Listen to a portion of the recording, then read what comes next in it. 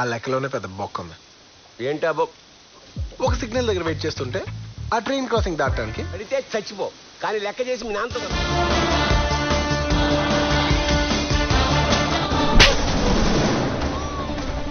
నాలు నీతోనే మోయిస్తాను.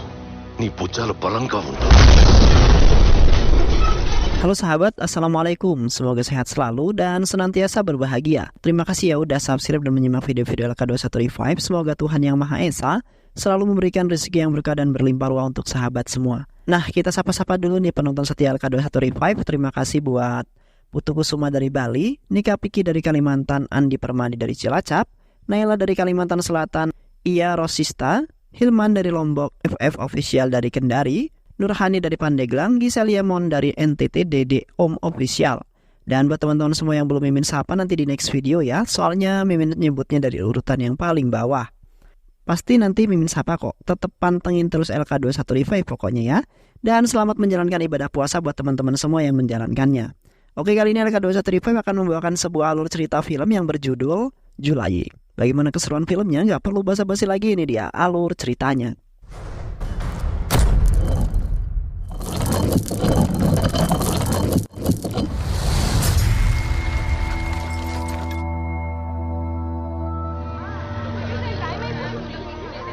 Seorang pria yang bernama Murali, saat itu Murali datang ke sebuah bank konvensional. Murali yang baru saja gajian, ia berniat untuk menabungkan sebagian gajinya. Di saat yang bersamaan, pihak bank dapat kabar bahagia karena hari itu pihak bank tersebut sudah memiliki deposit sebanyak 15.000 crore. Para karyawan bank sangat bahagia termasuk manajer bank. Saat itu yang berlari dan memberitahukan seorang anggota dewan yang bernama Faradu Rajulu.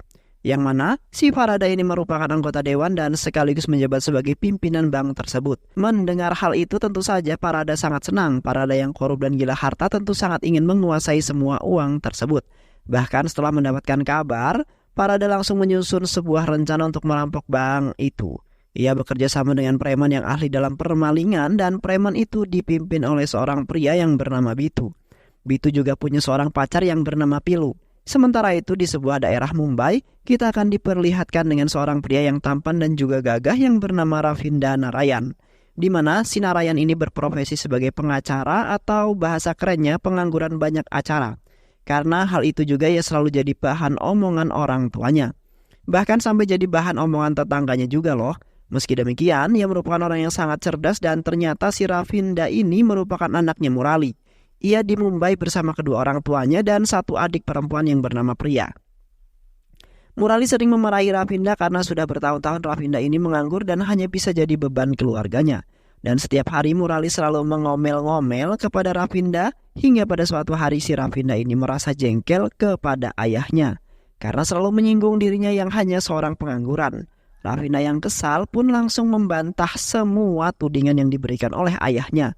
Dan saking kesalnya ia malah menantang ayahnya dan berkata bahwa dalam waktu 2 jam ia akan mendapatkan uang 10.000 laks dan akan memberikannya kepada ayahnya.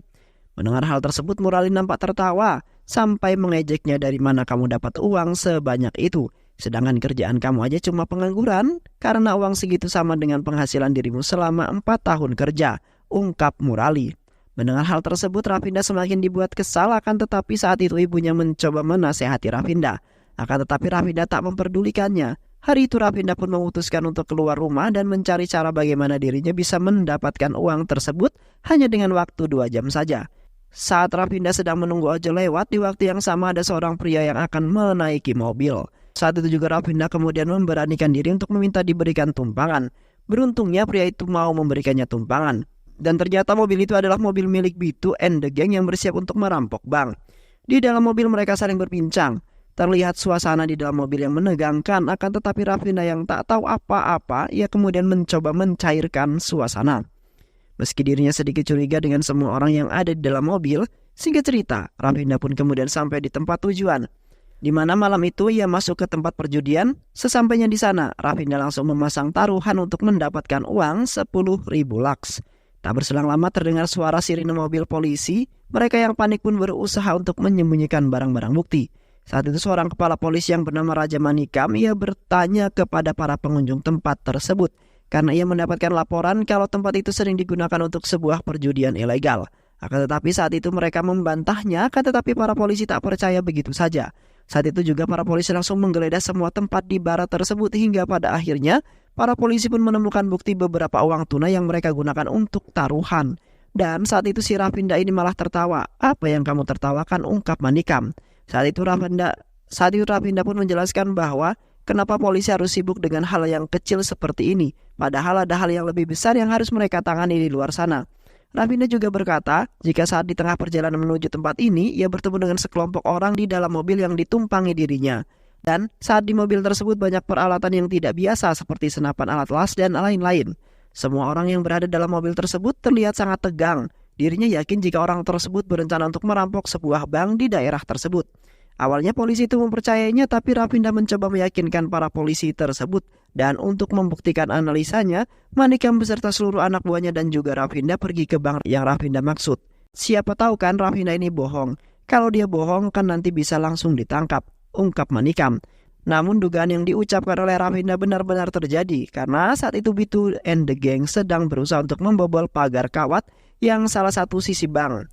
Namun aksi mereka diketahui oleh satpam yang ada di sana. Hingga terjadi baku tembak di antara mereka, namun bukan hal yang sulit bagi Bitu, di mana ia berhasil melumpuhkan semua satpam yang di sana. Bitu and the gang pun langsung masuk ke dalam bank tersebut dan merusak semua CCTV yang ada di sana. Setelah menelusuri bank, akhirnya mereka sampai di depan pintu berangkas bank.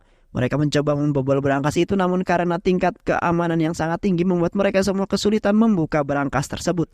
Dan secara kebetulan mereka bertemu dengan karyawan yang masih berada di sana. Bitu mengancam karyawan tersebut dan memintanya untuk segera membukakan berangkas tersebut.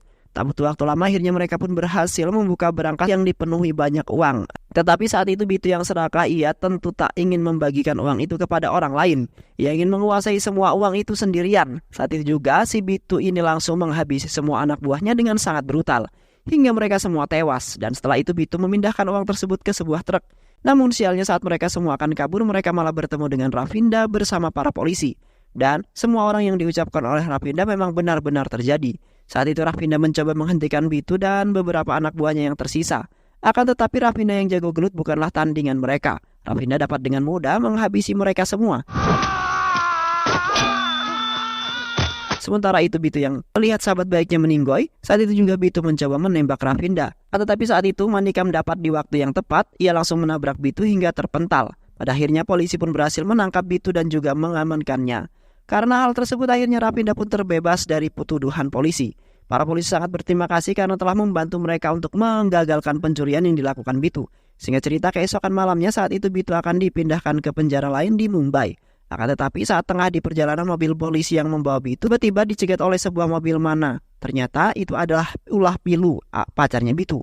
Pilu berusaha membebaskan Bitu dengan menembak mobil polisi tersebut hingga pada akhirnya Bitu pun bisa kabur melarikan diri. Keesokan harinya Manikam pergi ke rumah Rafinda. Saat itu Manikam memberitahu Rafinda tentang Bitu yang berhasil melarikan diri. Manikam menyampaikan bahwa mungkin saja kini Rafinda dalam sebuah masalah yang besar. Manikam meminta supaya Rafinda mau bersembunyi untuk sementara waktu, mengingat dirinya telah jadi buronan Bitu and the gang. Dan Rafinda harus selamat karena Rafinda adalah satu-satunya saksi dalam perampokan bank kemarin malam. Ia akan menitipkan Rafinda ke rumah sahabatnya yang berada di... Akan tetapi saat itu Rafinda tak setuju. Karena jika hanya dipindahkan saja, Bitu pasti akan dengan mudah menemukannya. Saat itu Rafinda memberikan ide supaya mereka semua bisa mengelabui Bitu, dan ide tersebut adalah mereka harus membuat skenario di mana Rafinda meninggal akibat sebuah kecelakaan mobil. Dan agar lebih meyakinkan Bitu, Rafinda meminta Manikam agar menerbitkan kejadian itu ke media cetak supaya berita itu viral dan bisa mengelabui Bitu. Dan benar saja besoknya Bitu melihat berita kematian Rafinda di koran. Akan tetapi hal tersebut bukannya senang, malah membuat dirinya kesal karena ia tak bisa menghabisi Rafinda dengan tangannya sendiri. Sementara itu Rafinda yang telah tiba di Hyderabad, Rafinda ini langsung datang ke rumah seorang perwira polisi yang bernama Sitaram. Nah, Sitaram ini adalah sahabat dekatnya Manikam. Dia tinggal bersama dengan istri, 3 anak dan asisten rumah tangganya yang bernama Brahmana. Dan juga sepupunya yang seorang polisi yang bernama Valmiki. Saat itu Rafinda memberitahu Sitaram kalau dia dikirim oleh Manikam untuk tinggal sementara di rumahnya. Sitaram sudah tahu hal tersebut. Akan tetapi saat itu Manikam tak memberitahu apa alasan yang sebenarnya. Di sisi lain kita akan diperlihatkan dengan seorang wanita cantik dan juga seksoi yang bernama Madu. Saat itu Madu sedang menunggu sebuah bus dan di saat yang bersamaan terlihat Rafinda yang sedang jalan-jalan pagi bersama Brahmana. Saat itu Rafinda yang melihat kecantikan Madu seketika membuatnya terdiam. karena kecantikan Madu membuat Rafinda jatuh cinta pada pandangan yang pertama. Dengan gaya yang sok-sokan, Rafinda pun langsung mendekatinya. Dengan pedenya Rafinda langsung memperkenalkan diri sambil merayu Madu dengan gombalan maut. Namun bukannya suka, Madu ini malah terlihat ilfil dengan kelakuan Rafinda. Bahkan saat Rafinda bertanya siapa namanya, ia sama sekali tak memperdulikannya. Tak berselang lama, bus yang Madu tunggu pun datang. Saat itu Madu langsung pergi meninggalkan Rafinda tanpa berkata apapun. Tetapi saat Madu akan naik, tiba-tiba aja kakinya terpleset. Rafinda yang melihat hal tersebut spontan berlari untuk menyelamatkan Madu. Karena kejadian tersebut membuat Madu terpincut, juga akhirnya membuat hati Madu luluh.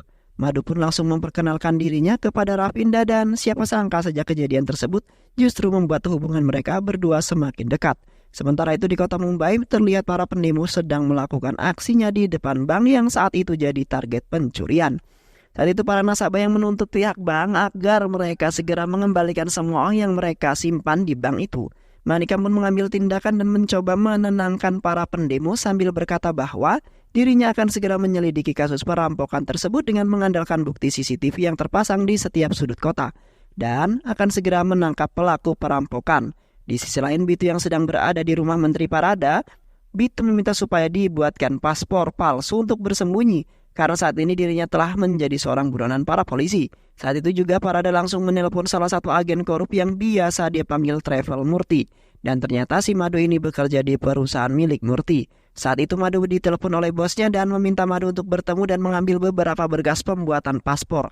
Singkat cerita, Madu pun pergi ke tempat yang dimaksud. Akan tetapi di saat yang sama, tiba-tiba rombongan polisi datang untuk menangkap anak buah Bitu.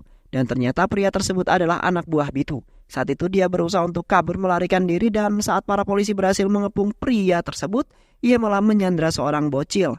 Ia mengancam akan segera menghabisi anak tersebut jika polisi berani mendekatinya. Saat itu Sitaram datang ke TKP bersama Rafinda. Saat itu anak buah Bitu kaget setelah melihat Rafinda, karena yang ia tahu Rafinda ini telah tewas akibat kecelakaan. Saat dirinya akan menelpon Bitu, si Rafinda ini langsung mengambil pistol Sitaram dan menembak anak buah Bitu hingga tewas seketika.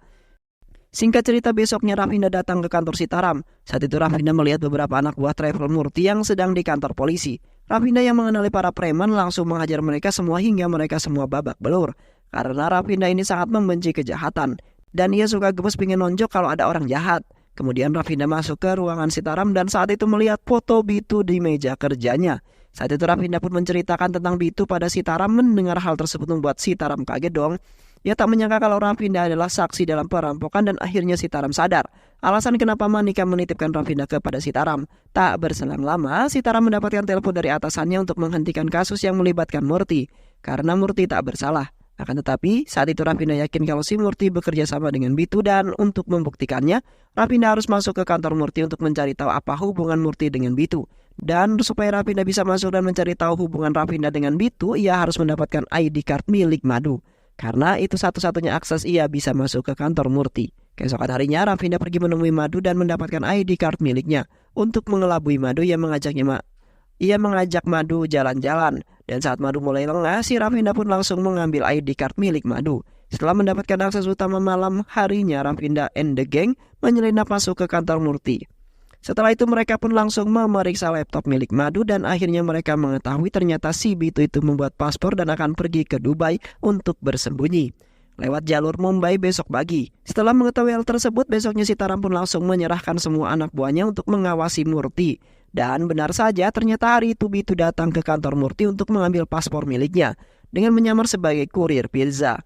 Dan untuk melancarkan semua rencananya, Bitu pun membawa Madu bersamanya untuk menghilangkan barang bukti. Karena itu adalah satu-satunya orang yang mengetahui tentang dirinya. Rafinda yang dari tadi memperhatikan kantor Murti yang merasa curiga saat itu juga Sitaram dan Rafinda pun langsung berlari ke dalam kantor Murti. Kemudian Rafinda menanyakan keberadaan Madu kepada karyawan yang ada di sana. Setelah mendengar penjelasan dari para karyawan Murti, Rafinda pun bergegas ke mobil untuk mengejar Bitu. Dan saat di sebuah persimpangan jalan, mereka berhenti sejenak karena mereka tak tahu kemana arah Bitu pergi. Saat itu Sitaram memerintahkan anak buahnya untuk melacak mobil Bitu dari plat nomor. Tak lama Sitaram mendapat laporan bahwa Bitu pergi ke arah Cinai, tetapi Rafinda tidak yakin dengan jawaban itu. Rafinda berpikir kalau Bitu pasti pergi ke arah Bangalore, mengingat Bitu bukanlah perampok biasa. Dan pada akhirnya tebakan Rafinda benar. Saat itu juga Rafinda pun langsung menembak mobil Bitu dan semua anak buah Bitu, hingga pada akhirnya Rafinda pun berhasil mengulingkan mobil anak buahnya Bitu. Kemudian Rafinda terus mengejar Bitu dan setelah perjuangan yang sangat sulit, Rafinda akhirnya bisa menghentikan laju mobilnya Bitu. Bitu yang melihat Rafinda sangat terkejut karena ternyata Rafinda ini masih hidup dan sehat walafiat. Saat itu, Bitu langsung menyandra Madu dan mengancam akan menghabisi Madu jika Rafinda berani mendekat. Kemudian si Bitu pun menembak mobil Sitaram dan mendorong Madu ke pinggir jalan. Saat itu Rafinda langsung lari untuk menolong Madu. Sementara itu Bitu yang melihat ada kesempatan, ia pun langsung kabur dan lolos dari kejaran Sitaram. Setelah itu mereka pun pergi ke kantor polisi. Tak lama kemudian Manikam datang dan bertanya kepada Rafinda apakah Rafinda baik-baik saja. Saat itu Manikam menyarankan agar Rafinda untuk pergi ke Hyderabad karena Bitu telah mengetahui identitas asli Rafinda. Akan tetapi Rafinda tak setuju karena ia sangat kesal kepada Bitu dan ia tak ingin pergi sebelum dirinya bisa menangkap Bitu. Saat keluar ruangan, Rafinda melihat Murti. Tanpa banyak basa-basi lagi, Rafinda langsung menarik dasi Murti dan langsung menggantungnya. Rafinda berkata bahwa ia sangat benci Murti karena sifat Murti yang licik. Ia menyogok polisi supaya tak bisa menangkapnya. Namun hal tersebut Murti akhirnya dimasukkan ke dalam tahanan. Kemudian Rafinda pun menelpon keluarganya di Mumbai. Saat itu Rafinda meminta agar keluarganya untuk pergi ke Hyderabad untuk sementara waktu karena Rafinda yakin kalau Bitu pasti akan mengincar keluarganya. Mendengar hal tersebut, mereka pun bersiap untuk pergi dari rumah tersebut. Tak lama setelah mereka pergi, tiba-tiba rumah Rafinda didatangi oleh para anak buah Bitu. Singkat cerita, akhirnya keluarga Rafinda pun tiba di rumah Sitaram. Ia meminta mereka di sini untuk sementara waktu, sampai semua kondisi aman. Setelah itu Rafinda pun berusaha untuk menjebak Murti. Saat itu Rafinda sengaja memasukkan Brahmana ke tahanan bersama dengan Murti. Brahmana kemudian menjalankan perannya hingga mereka pun menjadi akrab. Setelah itu Brahmana pun bereaksi dengan mengambil kunci dari petugas dan setelah berhasil mendapatkan kunci tersebut, Brahmana kemudian mengajak Murti untuk kabur bersamanya dan mereka pun berhasil kabur dari tahanan tersebut. Sementara itu Rafinda yang menyamar dan menggunakan motor, ia memberikan Brahmana sebuah bungkusan yang berisi 2 HP. Sementara itu Bitu yang berada di rumah Farada, ia menceritakan semuanya pada Farada. Dan ternyata selama ini dirinya telah dibohongi oleh Rafinda. Rafinda yang ia kira sudah mati ternyata dirinya masih hidup. Akan tetapi saat itu Farada malah menyalahkan Bitu yang tak becus mengurus hal seperti ini. Karena selama ini Farada sudah mengeluarkan banyak uang untuk Bitu, tapi semua itu tak ada hasilnya. Mendengar itu justru membuat Bitu sangat marah dan langsung mengambil pisau dan menusuk Farada tepat di dadanya. Farada yang kesakitan pun meminta maaf dan memohon agar Bitu mau melepaskannya dan sebagai gantinya ia akan memberikan uang sebanyak 1.500 crore hasil rampokannya. Mendengar hal tersebut justru malah membuat Bitu semakin marah karena selama ini yang ia tahu kalau uang hasil curiannya itu telah dibakar hangus oleh kepolisian. Bitu yang emosi kemudian menanyakan di mana Farada menyimpan uang tersebut. Namun karena kehabisan banyak darah, Farada akhirnya meninggoy sebelum dirinya memberitahu Bitu tentang uang tersebut. Tak berselang lama, tiba-tiba telepon milik Farada berbunyi dan ternyata itu adalah Murti. Saat itu Murti memberitahu Farada kalau ia lolos dari penjara. Murti tak sadar jika yang mengangkat telepon itu bukanlah Farada melainkan Bitu. Sementara itu Bitu yang mendengar hal tersebut langsung menyadari kalau ini semua pasti kerjaan Rafinda. Ia mengetahui kalau Rafinda sedang berusaha untuk menjebaknya. Keesokan harinya di rumah Sitaram terlihat keluarga Rafinda sedang membicarakan sosok wanita yang sedang dekat dengan Rafinda. Namun tiba-tiba Manikam datang dan memberitahu Rafinda agar Rafinda berhati-hati karena saat ini Bitu and the gang sedang mengincar dirinya. Setelah itu Manikam pun pamit untuk pulang, namun ia sadar kalau HP-nya ketinggalan di dalam rumah. Rafinda pun membantu mengambilnya, namun tiba-tiba HP itu berbunyi dan saat itu Rafinda mengangkatnya. Tiba-tiba mobil Manikam meledak begitu saja yang membuat dirinya meninggal. Tak lama anak buah Bitu datang dan langsung masuk ke dalam rumah Sitaram. Mereka menyandra semua anggota keluarga Rafinda dan membawa mereka semua ke sebuah pasar untuk bersembunyi. Rafinda pun berusaha menyelamatkan mereka dan menghajar semua anak buah Bitu. Namun tiba-tiba sebuah mobil datang. Murti pun berhasil membawa keluarga Rafinda menggunakan mobil tersebut. Saat Rafinda akan menyelamatkan ayahnya, tiba-tiba si Murti ini malah menembak ayah Rafinda tepat di dadanya. Melihat hal tersebut tentu membuat Rafinda sangat marah. Saat Rafinda akan menghabisi Murti, ibunya berteriak dan berkata bahwa ayahnya masih hidup. Mendengar hal itu, ia pun segera berlari memanggil ambulan. Sementara itu Murti berhasil melarikan diri. Rafinda yang berada di rumah sakit menyadari bahwa adiknya telah diculik. Saat semua orang sibuk menyelamatkan ayahnya di ruang ICU, ayahnya berkata bahwa ini semua karena Rafinda. Kalau Rafinda tak memberikan tantangan padanya, mungkin ini semua tak akan terjadi. Dan menurut ayah Rafinda, keluarganya lebih berharga daripada kekayaan. Dan jika sudah memulai sesuatu maka selesaikanlah, ungkap ayah Rafinda. Mendengar hal tersebut, Rafinda pun langsung pergi untuk menyelamatkan adiknya. Saat di perjalanan, Rafinda berkata bahwa 20 menit sebelum terjadi ledakan ia mendengar Manika menyuruh sopirnya buat parkir mobil. Seharusnya di dalam mobil tersebut ada seorang supir, tapi hasil olah TKP hanya ada satu mayat yang ditemukan di dalam mobil tersebut.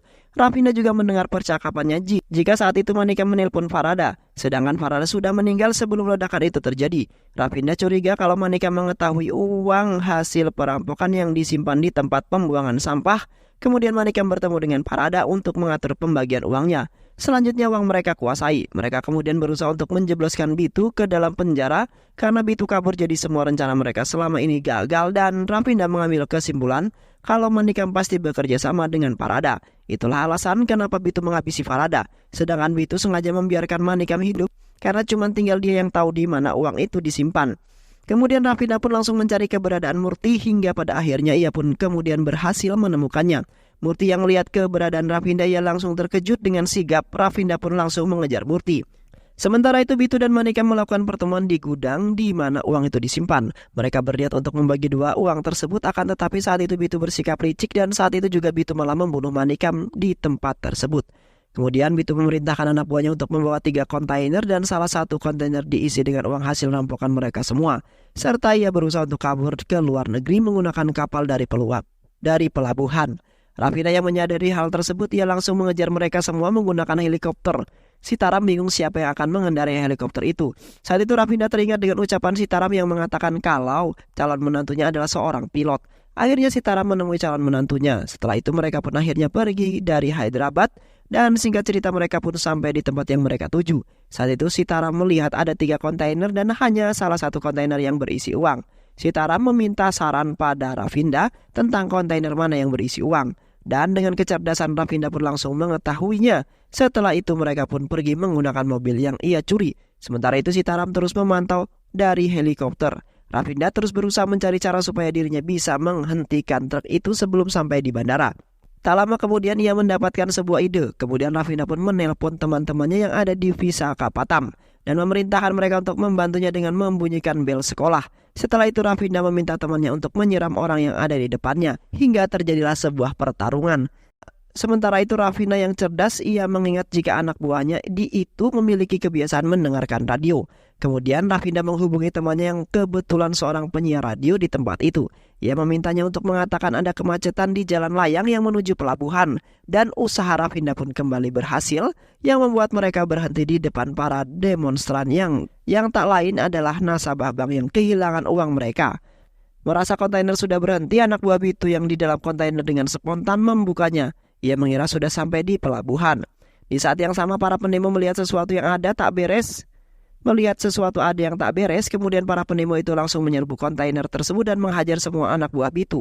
Akan tetapi saat itu Rafinda langsung bergegas, sementara itu Bitu yang tiba di pelabuhan. Namun hal itu tak terduga terjadi. Saat mereka menunggu kedatangan Bitu yang menggunakan mobil, sementara itu Bitu pun berusaha menabrak Rafinda yang ada di depannya. Akan tetapi saat itu Rafinda sudah menyiapkan sebuah kawat atau tali besi yang untuk menghalau mobil Bitu. Karena hal tersebut membuat mobil itu terguling dan menyangkut. Anak buah Bitu yang ada di pelabuhan langsung berdatangan berusaha mengeluarkan Bitu dari mobilnya.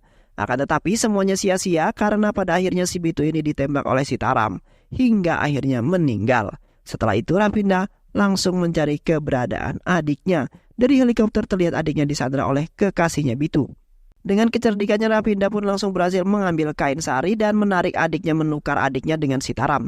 Saat itu Sitaram langsung memukul pilu hingga tak sadarkan diri. Dan beberapa hari setelah kejadian tersebut akhirnya Rafinda pun diterima kerja di sebuah perusahaan dan film pun selesai. Baik, itulah dia alur cerita film yang berjudul Julai. Semoga teman-teman semua terhibur setelah menyimak alur cerita film ini. Terima kasih sudah menyimak video-video LK21 Revive. Semoga sahabat semua terhibur dan sampai bertemu lagi di video-video berikutnya. Wassalamualaikum warahmatullahi wabarakatuh.